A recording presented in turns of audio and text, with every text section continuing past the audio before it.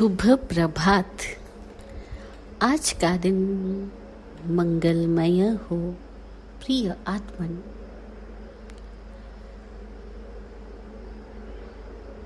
इस पूरे ब्रह्मांड में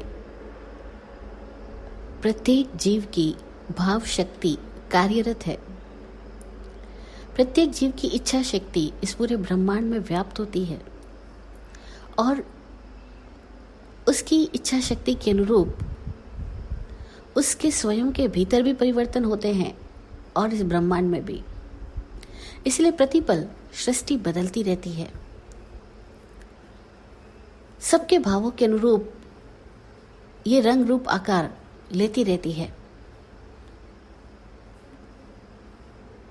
छोटे से छोटे जीव में भी इच्छा शक्ति भाव शक्ति मौजूद है, चाहे वह अल्प क्यों ना हो, लेकिन है। और जिसकी इच्छा शक्ति भाव शक्ति में इंटीग्रिटी होती है, समग्रता होती है, वो समग्रता उसको इतनी ताकत से भर देती है कि उसकी इच्छा शक्ति के अनुरूप घटनाएं तुरंत घटने लगती है।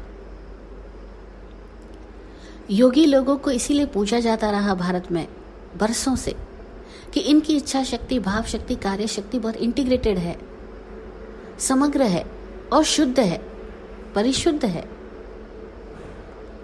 अगर इनके भीतर कोई भाव पैदा हो जाए कि तेरा कल्याण हो, तो निसंदेह मेरा कल्याण हो ही जाएगा।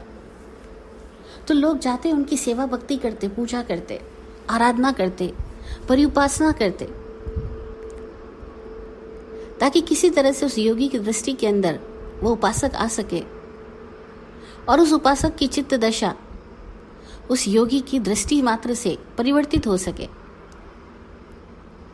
उस योगी की भाव शक्ति से उस उपासक का भविष्य बदल सके, उस पुजारी का, उस उपासक का, उस भक्त का भविष्य बदल सके। और ऐसा संभव होता रहा है। यह कारण है कि लाखों करोड़ों लोगों ने अपने जीवन को ऐसे योगियों के करीब पाकर के परिवर्तित होते हुए देखा है। महावीर की दृष्टि पड़ती है चंड कौशिक पर। महावीर के भीतर भाव उठता है उस चंड कौशिक के प्रति, करुणामय, प्रेममय, और चंड कौशिक की हिंसा रूपांतरित हो जाती है क्षमा में, प्रेम में, करुणा में। वह चंड कौशिक जिसकी दृष्टि में विष था कि किसी पर दृष्टिपात भी कर दे तो सामने वाले के भीतर विष का संचार हो जाए और वह व्यक्ति तुरंत मर जाए, वो दृष्टि विष सर्प था।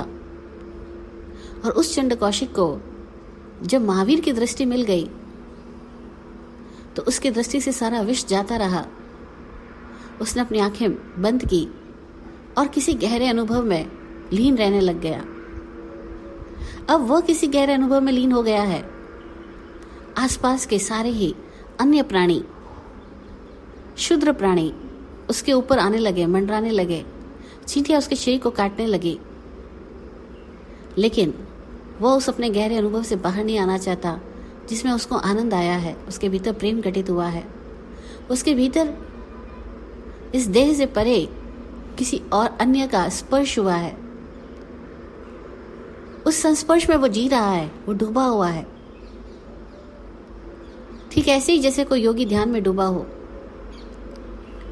और चींटियां उसके शरीर को लगातार काट रही है, लेकिन वह अपने शरीर को हिला डुला करके चींटियों को हटा नहीं रहा, भगा नहीं रहा, क्योंकि वह जिस अनुभव में डूबा है उस अनुभव से वो बाहर ही नहीं आएगा ना। उसको खुमारी लगी है, प्रेम की खुमारी। चींटियां काटती गई शरीर को और उसका ध्यान पूरा के पूरा उस महावीर के आभा वलय को पीने में ही लगा रहा। महावीर तो जा चुके, लेकिन उनका आभा वलय उसके चारों ओर आ चुका है। महावीर की दृष्टि की एकाग्रता ने, समग्रता ने उसके भीतर कुछ तो भी जगा दिया है, कुछ तो भी हटा दिया है। और वह चंड कौशिक सर्प इस देह के छूट जाने पर सीधा देवलोकों में पहुंचता है, वो भी उत्तम देवलोकों में। अरे उसकी प्राण धारा इतनी ऊंची उठ गई कि वो 8वें देवलोक तक पहुंच जाए। कैसे संभव हो पाया? उस महावीर जैसे महायोगी की कल्याणमय दृष्टि का स्पर्श पाते ही उसके भीतर का सारा मैं जाता रहा, विष जाता रहा, और वह विषधर पयोधर बनने लग गया, और वह पयोधर आकाशगामी देवलोकगामी हो गया। वह मुक्त आत्मा होने लग गया, वह तिरने लग गया, वह भी तीर्थ बनने लग गया, वह भी समणोपासक हो गया, श्रावक हो गया।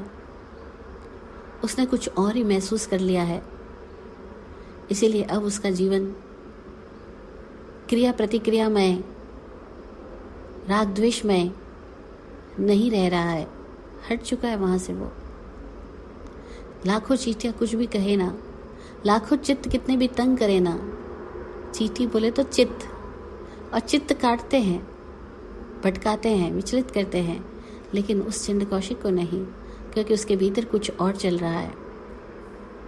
उस दिव्य का स्पर्श होने पर कुछ परम घटनाएं घटने लगती है, और तब वो चंड कौशिक उस उत्तम अवस्था को उपलब्ध होता हुआ मुक्ति के मार्ग पर आगे बढ़ जाता है।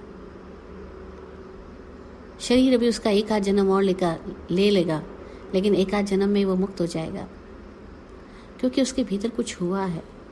ये योगी के करीब आने से हुआ, योगी की दृष्टि उस पर गिरी इसलिए हुआ, योगी की भाव शक्ति ने, इच्छा शक्ति ने उसके भीतर की सारी अवस्थाओं को रूपांतरित कर दिया। इसीलिए योगियों के समीप जाना, उनकी सेवा पूजा में बहना, बिना किसी लोभ लालच के उनको महसूस कर पाना, जिसके भीतर घटित होता है उसके भीतर भी उस दिव्य तरंगे प्रकट होने लग जाती है। विराट गुरु जी शांति सुरेश्वर जी गुरुदेव की भक्ति करते हुए कहते थे, गुरु आप महायोगीश्वर हो, किस योग की हमको ललक रहे, संज्ञा में चेतन जाग रहे, नजरों में तेरी झलक रहे। मैं बन विराट बस बिना काट, इस ठाट बाट में रम जाऊं, हर दृश्य गुणी हर सक्ष गुणी, मैं गुण पूजन दृष्टि पाऊं। ऐसा ही हो। जय हो, जय हो, जय हो। जय विराट शांति गुरुवे नमः। सबका कल्याण हो। ओम शांति, ओम शांति।